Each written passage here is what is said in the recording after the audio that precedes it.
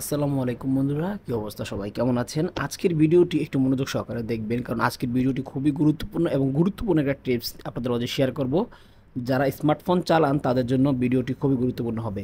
দেখেন, আমরা যে কোনো কাজের জন্য কিন্তু স্ক্রিনশট নিয়ে থাকি। এখন স্ক্রিনশট নিতে গেলে অনেকে আর কি করাতে হয়, নোটিফিকেশন বার টানতে হয়, টেনে ক্রস বাটনটা দেখেন এখানে স্ক্রিনশট বাটন রয়েছে, এইখানে ট্যাপ করে স্ক্রিনশট নিতে হয়। পাওয়ার বাটন, মাইনাস বাটন চাপ দিয়ে ধরে রেখে স্ক্রিনশট নিতে হয়। সেই ক্ষেত্রে অনেক টাইমের প্রয়োজন। এমনটা হতে পারে যে আপনার একটা পেজ থেকে ২টা ৩টা স্ক্রিনশট নিতে হতে পারে। সেক্ষেত্রে আপনি যদি ওইভাবে স্ক্রিনশট নেন তাহলে কিন্তু অনেক সময় লাগবে। তো এখন আমি যে সিস্টেমটা দেখাবো এটা খুবই অ্যামেজিং একটা সিস্টেম, যেটা আপনি এই ভিডিওতে দেখতে পারবেন। প্রথমে আমরা সেটিংসে যাব।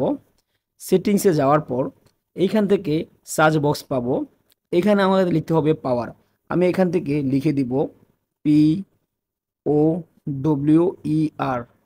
ওকে, আমি পাওয়ার লেখার পর আমার সামনে দেখেন এরকম একটা ইন্টারফেস বা এরকম একটা অপশন চলে আসবে। এখান থেকে ২ নম্বরে যে অপশনটা রয়েছে আমরা এইখানে একবার ট্যাপ করে দিব। ঠিক ২ নম্বরের ঘরে আমরা কি করে দিব?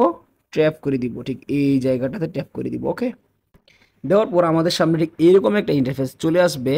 প্রথম দেখেন লাঞ্চার ক্যামেরা রয়েছে, দ্বিতীয়তে রয়েছে ট্যাকে স্ক্যানশট। আমরা এখানে ট্যাপ করে দিলাম।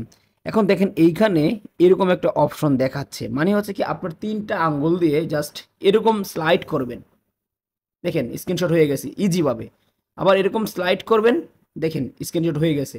তার মানে হচ্ছে আপনার যত খুশি স্ক্রিনশট আপনি নিতে পারবেন। আসতেছি, দেখেন বের হয়ে আসলাম। এখন চাচ্ছি যে আমি আমার হোম পেজে স্ক্রিনশট নিব, জাস্ট আমার আঙুলটা দিয়ে আমি এরকম করে টান দিব, দেখেন স্ক্রিনশট হয়ে গেছে। তো বন্ধুরা, আজকের এই টিপসটা আশা করি আপনাদের মাঝে খুবই কাজে আসবে। যদি আপনারা সহজে স্ক্রিনশট নিতে চান তাহলে আপনাদের জন্য এই ভিডিওটা খুবই গুরুত্বপূর্ণ হবে।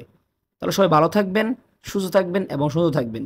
যাবার আগে বলে রাখি, যারা পেজ থেকে দেখতেছেন অবশ্যই পেজটা ফলো দিয়ে রাখবেন, আর যারা চ্যানেল থেকে দেখতেছেন অবশ্যই চ্যানেলটি সাবস্ক্রাইব করে আমাদের পাশে থাকবেন। খোদা হাফেজ।